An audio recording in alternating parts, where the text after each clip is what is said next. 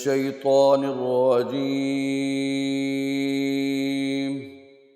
بسم الله الرحمن الرحيم.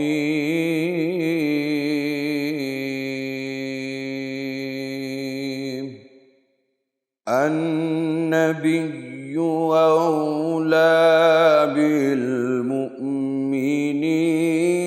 من أنفسهم وأزواجه أمهاتهم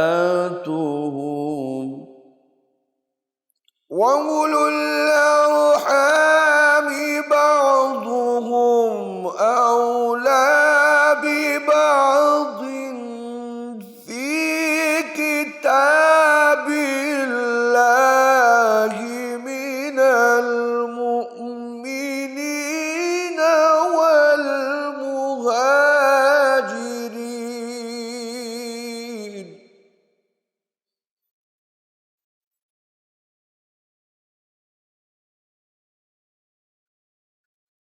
من المؤمنين والمهاجرين إلا أن تفعلوا إلى أوليائكم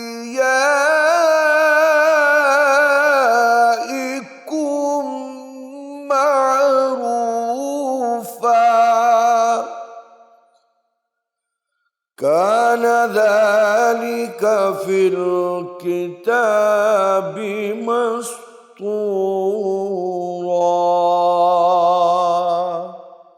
صدق اللہ العلی العظیم. The Prophet is closer to the Muslims than their own lives, and their wives are their mothers, and their relatives are closer to each other in the book of Allah than other Muslims and immigrants, except that you may be kind towards your friends. This is written in the book.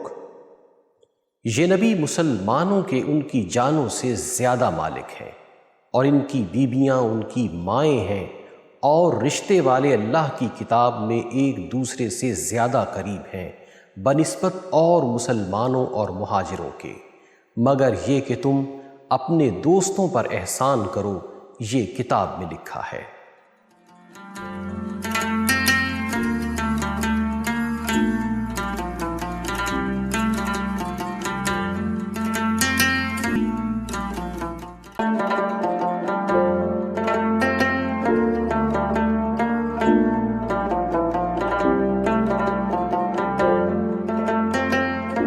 Khadija پہ لاکھوں درود و سلام، دہر میں جن سے آل نبی رہ گئیں۔ بسم اللہ الرحمن الرحیم۔ آپ کا میزبان سید نعمان گل آپ کی خدمت میں حاضر ہے۔ السلام علیکم، میں ہوں ایمی خان، اور آج بھی آپ کی خدمت میں حاضر ہیں اپنے دو بہت ہی خوبصورت مہمانوں کے ساتھ، اور یہ وہ مہمان ہیں جن کے ساتھ علم کا دروازہ کھلتا ہے۔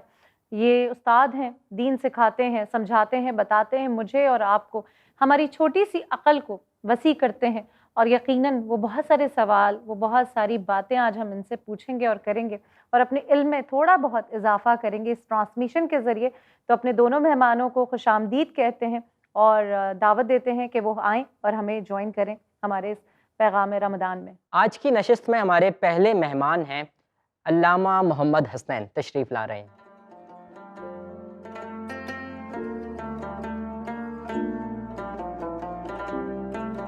اور آج کی ہماری دوسری مہمان ہیں، اسکالر ہیں، اور بہت ہی خوبصورتی سے تمام باتوں کو، مسائل کو واضح کرتی ہیں اور بتاتی ہیں کہ آج کی جنریشن وہی دین کیسے فالو کر سکتی ہے جو پہلے دن سے ہماری اس قوم کا، ہمارے اس ملک کا، ہمارے اس معاشرے کا حصہ ہے۔ میں دعوت دینا چاہوں گی ارم ضیاء صاحبہ کو کہ وہ آئیں اور ہمیں جوائن کریں۔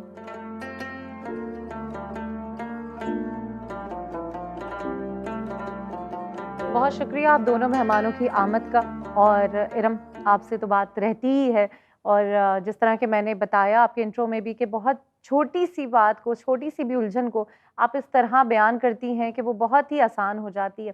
آج کا ٹاپک تو میں نہیں کہوں گی، آج مسلمان ہونے کی حیثیت سے اولاد حوا ہونے کی حیثیت سے آج جس پہ ہم بات کریں گے، جس ہستی پہ، وہ ایسی ہستی ہے جن کا وصال ہوا، اور وہ وصال دنیا کے لیے یعنی ایمان والوں کے لیے اور عورتوں کے لیے ایسا وصال تھا جو کہ اپنی مثال آپ ہے۔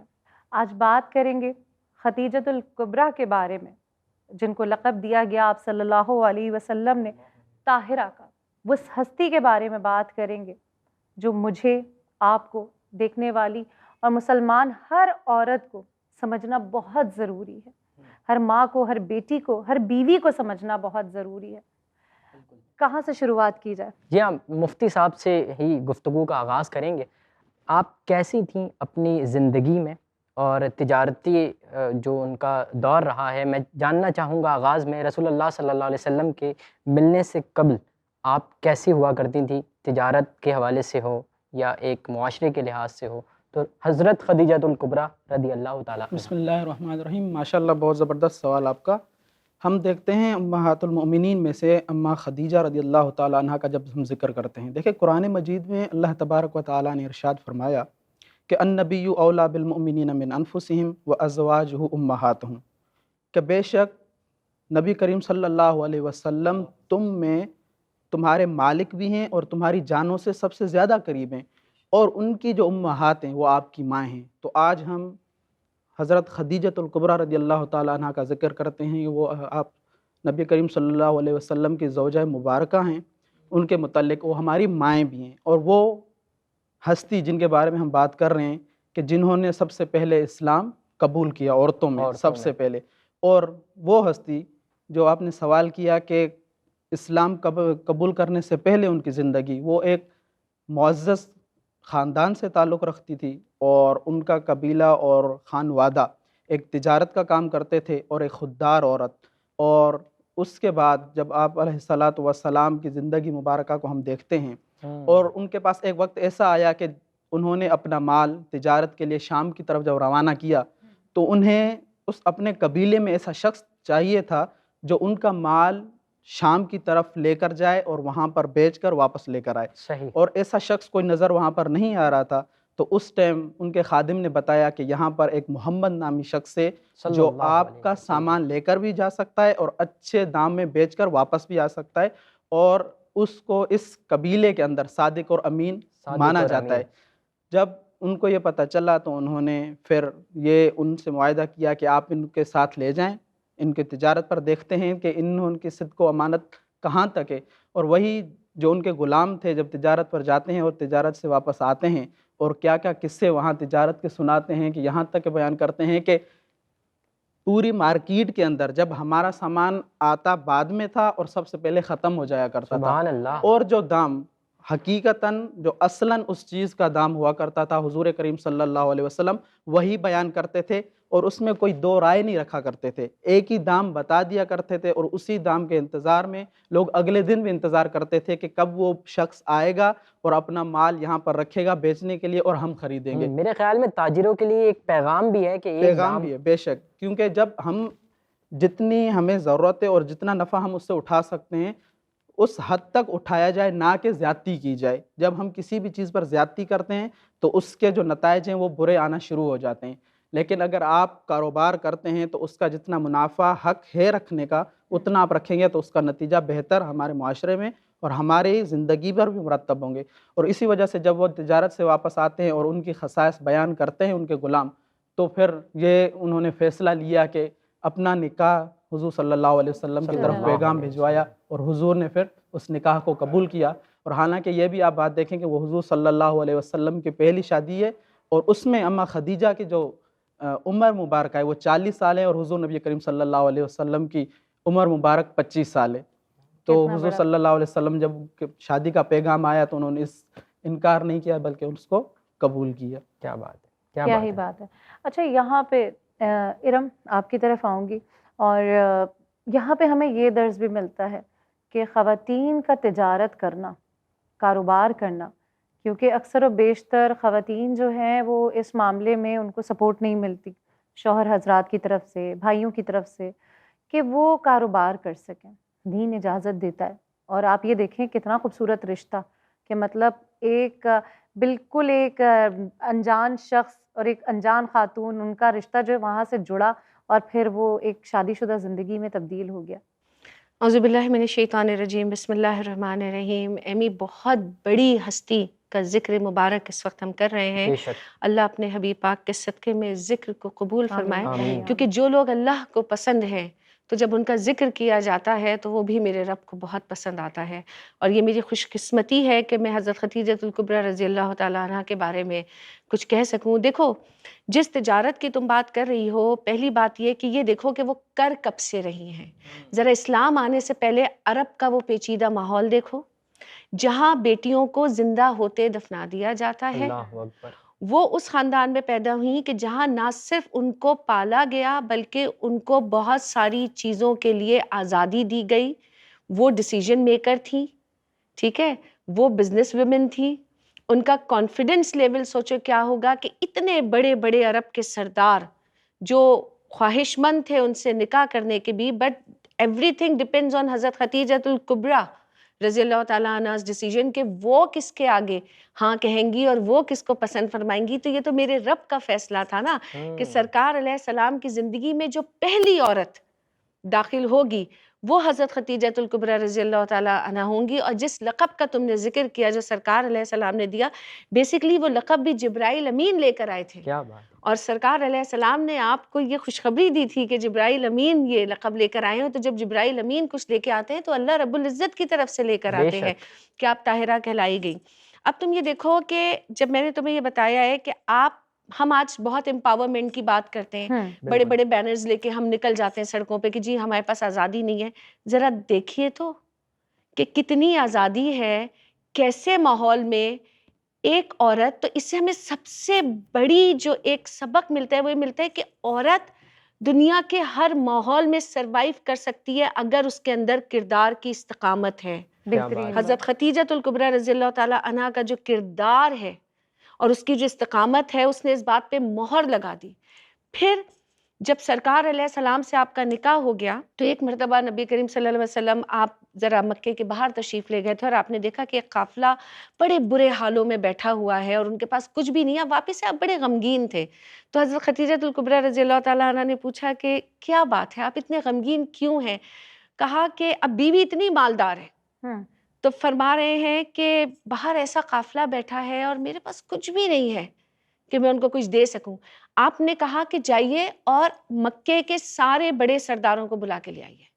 مکے کے سارے بڑے سردار جب آ گئے تو آپ نے اشرفیوں کا ڈھیر لگا دیا کہ ان اشرفیوں کے پیچھے سرکار علیہ السلام چھپ گئے، اور آپ نے کہا آج سے جو کچھ میرا ہے وہ محمد صلی اللہ علیہ وسلم کا ہے۔ کہ دیکھو اب ایک بیوی کا کانفیڈنس دیکھو۔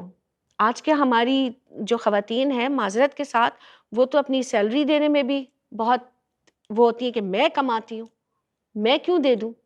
لیکن تم وہاں دیکھو کہ شوہر کو فیسیلیٹیٹ کرنے کے لیے، ان کے دل کی پریشانی دور کرنے کے لیے ان کو سارے سفید کا مالک بنا دیا کہ اب آپ جس پہ چاہیں خرچ کریں، یہ سب کچھ آپ کا ہے۔ بالکل صحیح کہا آپ نے، اور میں تو ابھی تک اس سوچ میں گم ہوں کہ being a woman, being a person, ایک اسلام کی نمائندگی کرتے ہوئے کیا کچھ ہم پہ لاگو ہے، اور بڑی نرمی کے ساتھ خواتین کے کیا معاملات ہیں، مرد حضرات کے کیا معاملات ہیں۔ ہم تو اس دوڑ میں ہیں جس میں صرف ہم ایک انسان بن گئے ہیں اور دنیا میں آ گئے ہیں اور بس لگے جا رہے ہیں، ایک کیو میں ہے، بہے جا رہے ہیں۔ لیکن اور اس کیو کو کس طرح بہتر کر سکتے ہیں، اپنے علم کو کس طرح روشن کر سکتے ہیں، اس روشنی کو پھیلانے کے لیے ہمارے ساتھ ہمارے مہمان موجود ہیں۔ چھوٹا سا ایک بریک لیں گے اور گفتگو کا سلسلہ جاری رکھیں گے، ان کے ساتھ پوچھیں گے ان سے سوالات اپنی بہتری کے لیے۔ آپ نے کیا کرنا ہے، آپ نے اپنی رائے دینی ہے، اپنے فیڈ بیک دینے ہیں، اور اس فیڈ بیک کے لیے ہمارا سوشل میڈیا ہینڈل ہے info@iqra.tv۔ اس پہ مجھے انتظار رہتا ہے آپ کے فیڈ بیک کا۔ ایک چھوٹی سی بریک کے بعد واپس آتے ہیں، کہیں مت جائیے گا پیغام رمضان میں۔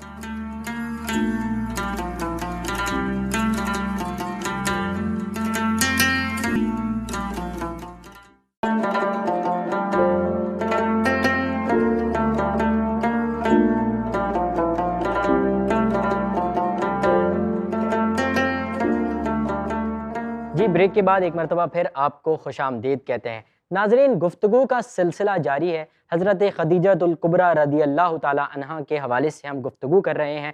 ہمارے درمیان علامہ صاحب موجود ہیں۔ علامہ صاحب، حضرت خدیجۃ الکبریٰ رضی اللہ تعالی عنہا نے اسلام کی کس طرح خدمت کی؟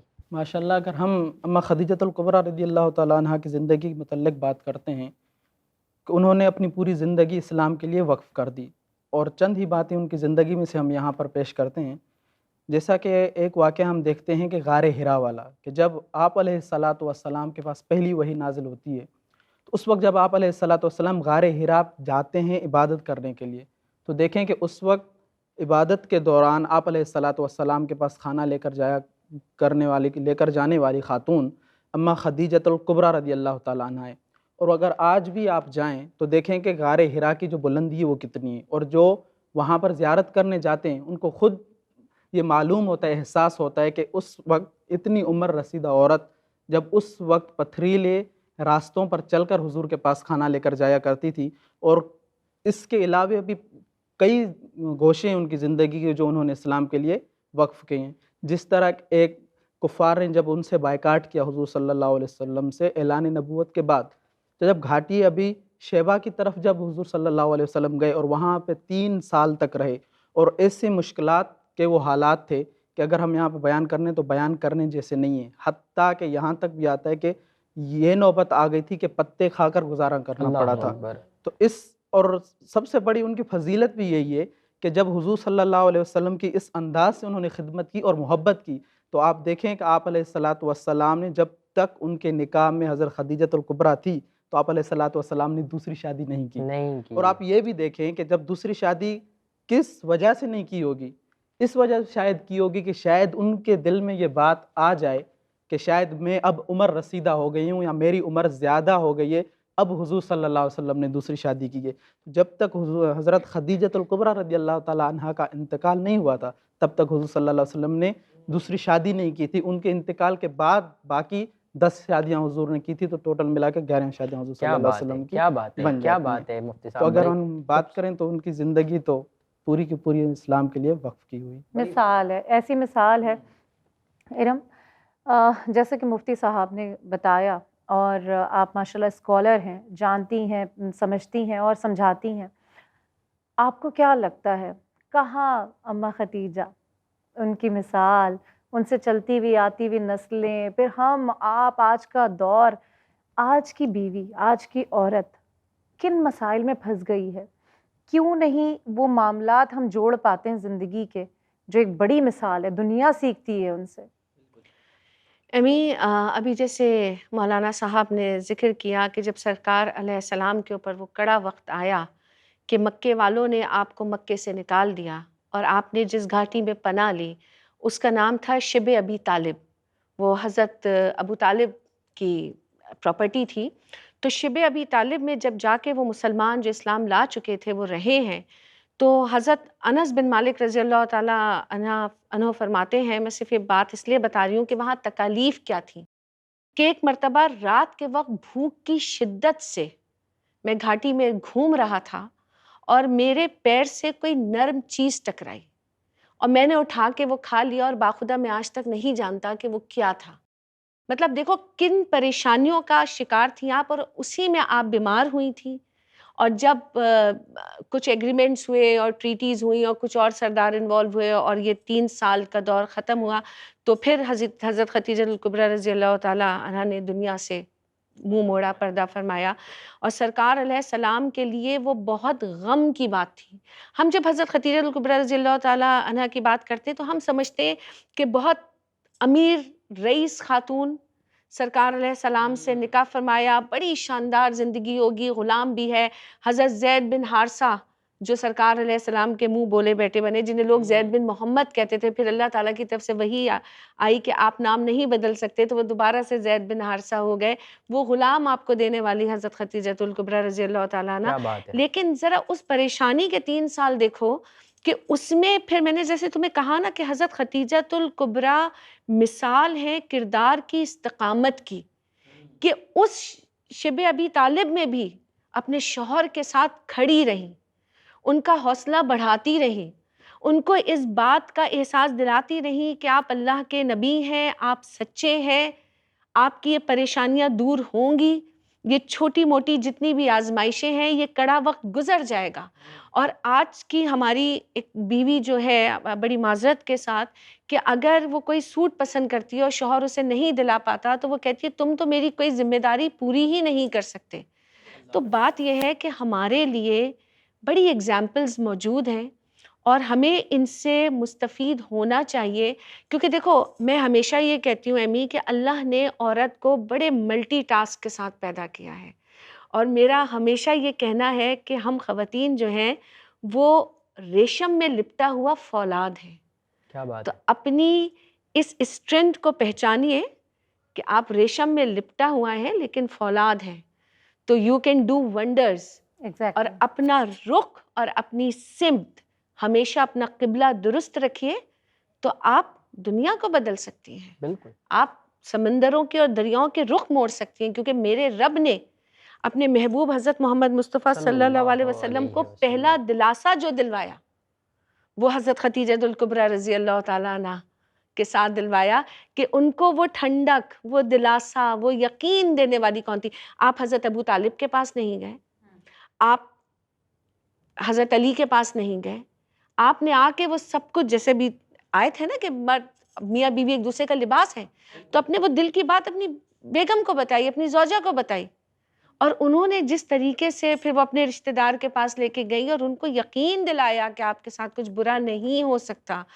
یہ ہے میاں بیوی کا رشتہ، یہ ہے تعلیمات، کیونکہ گھر کو گھر میاں بیوی مل کے بناتے ہیں، اور جو یہ نہیں سوچتے پھر ان کے گھر نہیں بنتے، وہ صرف مکان رہ جاتے ہیں جہاں پہ شاید زندہ لاشیں تو رہتی ہیں، انسان نہیں رہتے۔ اچھا، اگر ہم اولاد کی بھی بات کریں تو پھر اولاد بھی آپ سے جو ہوئیں، اب جو اولاد ہوئی تو مطلب اگر میں صرف حضرت فاطمہ الزہرا کی بات کروں کہ جن کو سرکار علیہ السلام اپنی ماں کہہ کے بلاتے تھے، کیونکہ وہ جب سرکار علیہ السلام کے اوپر مکہ میں سختیاں کی جاتی تھیں اور آپ جس طرح اپنے والد کے زخموں کے اوپر مرہم رکھتی تھیں اور جس پیار سے انہیں دیکھتی تھیں، تو پھر دیکھو کیونکہ بیٹا نعمت ہے، بیٹی رحمت ہے، نعمت کا حساب ہے، رحمت کا کوئی حساب نہیں ہے۔ کیا بات، اس بات کو ہمیشہ ذہن میں رکھنا چاہیے۔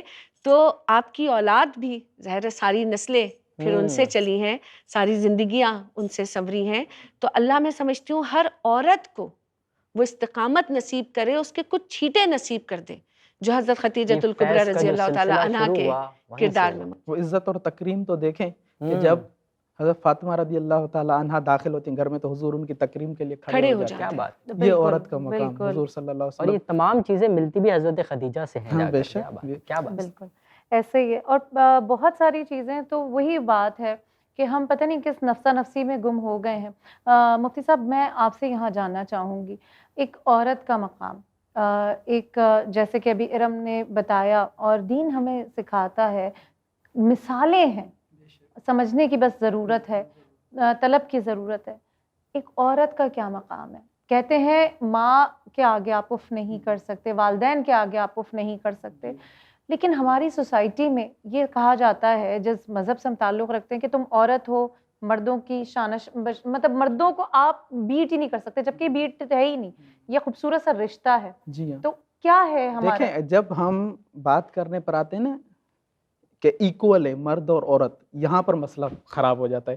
جب ہم 2 and 2 ایکول کرتے ہیں نا، تو اسلام نے جو عورت کا مرتبہ رکھا ہے اس کے الگ الگ موڈ پر، جس طرح ہم وراثت کی بات کرتے ہیں عورت کی، اگر بولیں کہ ایک حصہ عورت کا ہے اور 2 حصے مرد کے ہیں، تو اس اعتبار سے وہ ایک والد سے بھی اپنا حصہ لیتی ہے، ادھر سے شوہر سے بھی وہ وراثت لیتی ہے، تو 2 طرفہ، مرد کو اگر صرف والد کی طرف سے وراثت ملتی ہے، عورت کو 2 طرفہ وراثت مل جاتی ہے۔ تو اللہ تبارک و تعالیٰ نے جو عورت کا حق متعین کیا ہے، اگر ان اصولوں پر دیکھیں تو اللہ تبارک و تعالیٰ نے کسی بھی جگہ عورت کو پیچھے نہیں رکھا، بلکہ اکرام سے نوازا ہے۔ جب ہم اپنی عقل اور سوچ سے تعین کرنے نکلتے ہیں تب مسائل ہمارے سامنے آ جاتے ہیں۔ اسی لیے ہم اکثر ایک بات کہتے ہیں، جملہ سننے کو ملتا ہے کہ اسلام جس طرح کا مذہب ہے، میں یہاں پر ایک بات واضح کروں گا کہ اسلام مذہب نہیں بلکہ دین ہے، ہمیں دین کہنا چاہیے۔ مذہب تو وہ ہوتا ہے جو انسان کی اختراع ہو، اور یہ تو دین ہے جس کو اللہ تبارک و تعالیٰ نے حضرت آدم سے لے کر اب تک چلا رہے ہیں، اور تا قیامت چلتا ہاں، رہے گا۔ تا قیامت چلتا رہے گا، اس کو اللہ تبارک و تعالیٰ نے زمین پر اتارا ہے دین پر۔ تو دین، اسی لیے اللہ تبارک و تعالیٰ نے قرآن مجید میں ارشاد فرمایا کہ لا اکراہ فی الدین، کہ دین میں کوئی مشکلات نہیں ہے۔ اگر آپ سمجھنے نکلیں چیزوں کو تو جس طرح سمجھتے جائیں گے چیزیں آسان ہوتی جائیں گی اور آپ پر کھلتی جائیں گی۔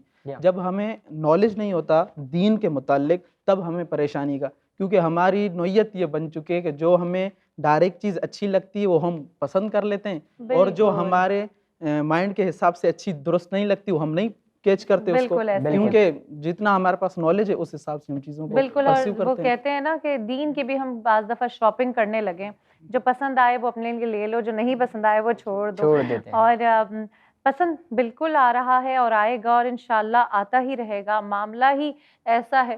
اور یہ وہ مذہب ہے، یہ وہ دین ہے جو سب سے میٹھا، سب سے آسان اور ہر کسی کے لیے ہے، اتنا ہی خوبصورت جو اس سے تعلق رکھتے ہیں اور اتنا ہی خوبصورت جو اس سے تعلق نہیں رکھتے ہیں۔ اور آپ کا اور ہمارا یہ تعلق بندھا ہے اور بندھا رہے گا، صرف انتظار رہتا ہے آپ کے فیڈ بیک کا، جو کہ آپ ہمیں دیتے ہیں ہمارے سوشل میڈیا ہینڈل پہ، جو کہ ہے info@iqra.tv۔ اور یہ سلسلہ جاری ہے۔ ایک چھوٹے سے بریک کے بعد پھر حاضر خدمت ہوں گے، دیکھتے رہیے پیغام رمضان۔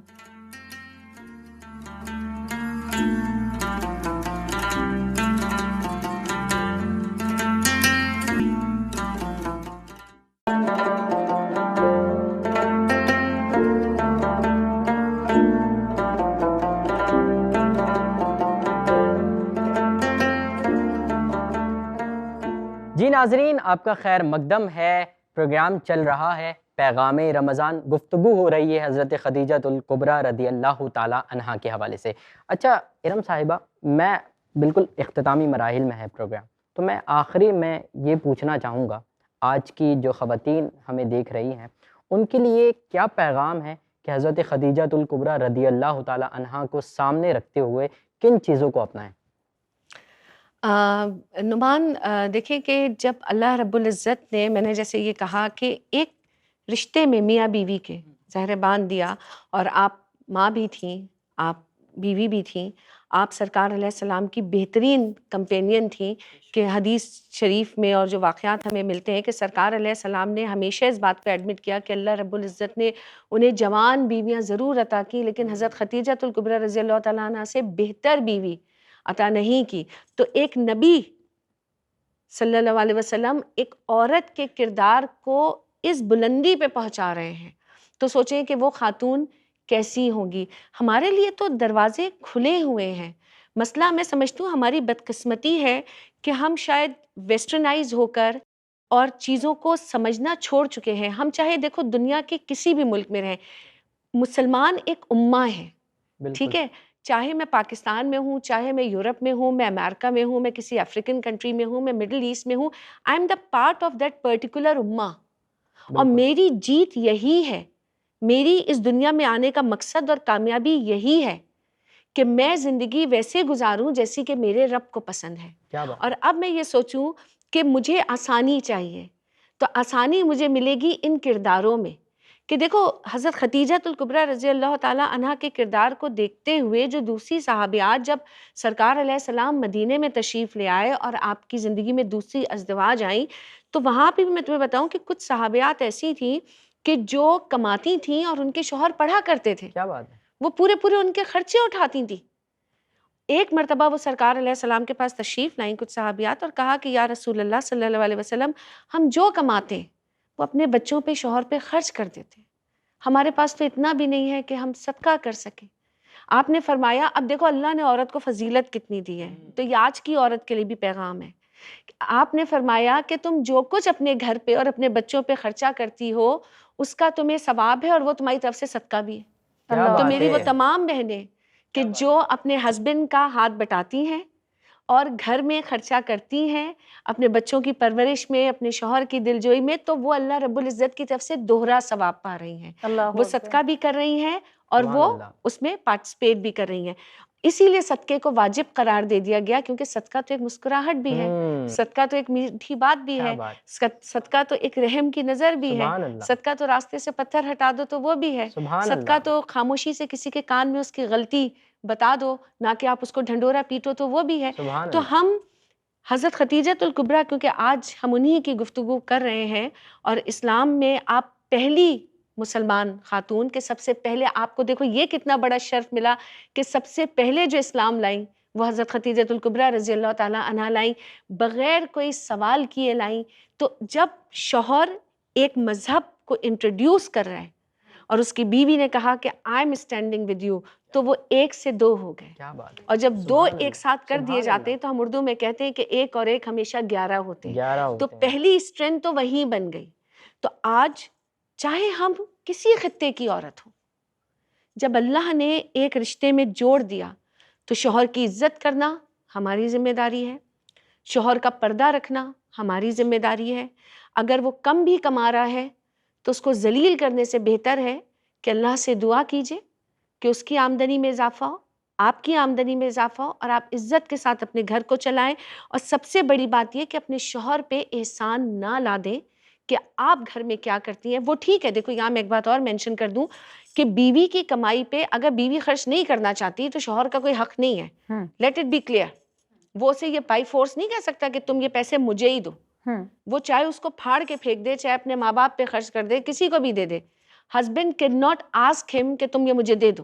اللہ نے اتنی عورت کو آزادی دی ہے، لیکن اگر وہ خوش دلی کے ساتھ اپنے دل کی رضا کے ساتھ یہ نیک کام کر رہی ہے تو وہ ثواب کما رہی ہے. وہ معاشرے میں بہترین اولاد پروان چڑھا رہی ہے، کیونکہ اولاد اپنے ماں باپ کو دیکھتے کہ ہمارے ماں باپ نے ہمارے اس گھر کو کتنا پرسکون بنایا ہوا ہے.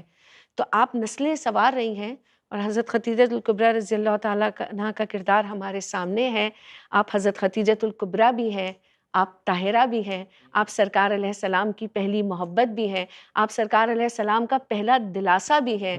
آپ سرکار علیہ السلام کو اس راہ پہ جس پہ آپ کو گھبراہٹ طاری تھی چلانے میں، وہ قدم اٹھانے میں پہلا سہارا بھی ہے. کہ حضرت خدیجۃ الکبریٰ کا کردار میں کیا کیا بیان کروں آپ کے بارے میں. تو میں سمجھتی ہوں کہ آج کی عورت کو آپ کے بارے میں ضرور پڑھنا چاہیے. وقت نکالیے، تھوڑا سا ان کے بارے میں پڑھیے، اور ان کی زندگی کے کچھ چھینٹیں اپنی زندگی میں شامل کیجیے. بالکل ایسا ہی ہے. اور یہاں مفتی صاحب میں آپ سے جاننا چاہوں گی کہ کوئی جاتے جاتے، کیونکہ یہ وہ باتیں ہیں کہ وقت اس میں روک ہی نہیں سکتے، الفاظ جمع کر ہی نہیں سکتے، جتنی بات اتنا وسیع وقت ہونا چاہیے. لیکن کوئی ایسا پیغام آج کی بہنوں کے لیے، عورت کے لیے، بیٹی کے لیے، بیویوں کے لیے، جو آپ سمجھتے ہیں کہ یہاں پہ تھوڑی سی ہماری لیکنگ ہے؟ دیکھیں، میں بس اور تو کوئی بات نہیں، باتیں بہت ساری ہو چکی ہیں، لیکن ایک بات میں ضرور کہوں گا کہ دیکھیں، حضور نبی کریم صلی اللہ علیہ وسلم کی زوجہ اطہر اماں عائشہ صدیقہ رضی اللہ تعالیٰ عنہ فرماتی ہیں کہ جب حضور کریم صلی اللہ علیہ وسلم حضرت خدیجہ رضی اللہ تعالیٰ عنہ کا ذکر کیا کرتے تھے تو مجھے رشک آیا کرتا تھا. حالانکہ انہوں نے دیکھا نہیں تھا حضرت خدیجہ رضی اللہ تعالیٰ کو انہوں کی زندگی میں دیکھا نہیں تھا، لیکن وہ رشک کیا کرتے تھے کاش کہ ان کی جگہ میں ہوتی. تو کوشش یہ کر رہے ہیں کہ اگر بیوی بننا ہے تو اماں خدیجہ رضی اللہ تعالیٰ عنہ کا جو کردار تھا آپ اس کو پڑھیں. ایک حدیث مبارکہ میں یہاں پر آپ کے نظر میں کروں گا کہ آپ علیہ الصلوۃ والسلام نے فرمایا کہ وہ 4 عورتیں ایسے ہیں جو اللہ تبارک و تعالیٰ نے اس کائنات میں ان کو فضیلت عطا کی ہے. اور وہ 4 عورتیں کون سی ہیں؟ حضرت امہات المومنین میں حضرت خدیجۃ الکبریٰ رضی اللہ تعالیٰ عنہ، اور ان کے بعد حضور نبی کریم صلی اللہ علیہ وسلم کی بیٹی اماں فاطمہ رضی اللہ تعالیٰ عنہ، اور حضرت بی بی مریم، حضرت عیسیٰ کلیم اللہ، ان کی جو والدہ ہیں ان کے بارے میں، اور جو چوتھی عورت ہے وہ فرعون کی بیوی جو بی بی آسیہ. وہ 4 عورتیں.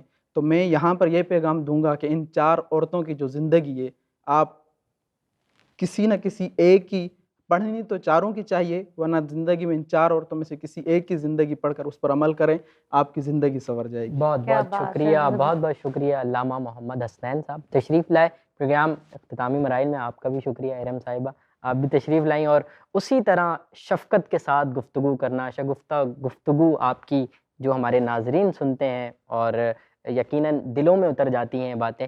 دونوں مہمانوں کا بے حد مشکور ہوں، شکر گزار ہوں، تشریف لائے۔ ناظرین، پروگرام کا اختتام ہو چکا ہے اور آج کے پروگرام میں ہم نے حضرت خدیجہ الکبریٰ رضی اللہ تعالی عنہا کا ذکر کیا، لیکن یہ تمام زاویے، تمام ذاتیں جو ملتی ہیں وہ رسول اللہ صلی اللہ علیہ وسلم سے ملتی ہیں، تو ہم رسول اللہ صلی اللہ علیہ وسلم کی نعت پر اس پروگرام کو ختم کریں گے۔ اپنے میزبان سید نعمان گل اور ایمی خان کو اجازت دیجیے، بشرط زندگی کل انشاءاللہ پھر حاضر ہوں گے ایک نئے ڈسکشن کے ساتھ، نئی معلومات کے ساتھ۔ دین وہی ہے، بس سمجھ وہ اختیار کرنی ہے جو ہمیں اس دین پہ چلنے کی توفیق عطا اس فرمائے۔ نعتیہ شعر کے ساتھ آپ سے رخصت ہوں گے کہ نعت سرکار سے جذبوں کو جلا ملتی ہے، نام ایسا ہر ایک بلا ٹلتی ہے، کہہ دو کہ ملک گوش بر آواز رہیں، مداح پیمبر کی زباں کھلتی ہے۔ اللہ حافظ۔ اللہ حافظ۔ میری الفت مدینے سے یوں ہی نہیں، میرے آقا کا روضہ مدینے میں ہے، میں مدینے کی جانب نہ کیسے کھینچوں، میرا دین اور دنیا مدینے میں ہے، پھر مجھے موت کا کوئی خطرہ نہ ہو، موت کیا زندگی کی بھی پرواہ نہ ہو، موت کیا زندگی کی بھی پرواہ نہ ہو، کاش سرکار مجھ سے یہ ایک دن کہیں، اب تیرا جینا مرنا مدینے میں ہے، اب تیرا جینا مرنا مدینے میں ہے، میری الفت مدینے سے یوں ہی نہیں، میرے آقا کا روضہ مدینے میں ہے، عرش اعظم سے جس کی بڑی شان ہے، روضہ مصطفیٰ جس کی پہچان ہے، روضہ مصطفیٰ جس کی پہچان ہے، جس کا ہم پلہ کوئی محلہ نہیں، ایک ایسا محلہ مدینے میں ہے، یا رسول اللہ یا حبیب اللہ، یا رسول اللہ یا حبیب اللہ۔